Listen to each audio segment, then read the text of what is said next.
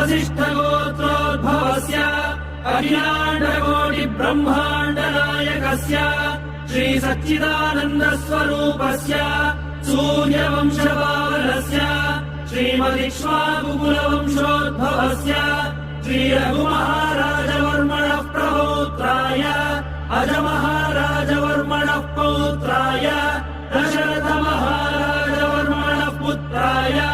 चक्रवर्ति सार्वभौमाय श्रीमहाविष्णु अवतारभूताय भरतखण्ड आत्मस्वरूपाय श्रीपट्टाभिरामचन्द्रस्वामिने श्रीरामचन्द्रम् सीता लक्ष्मण भरत शत्रुघ्न सहित सदा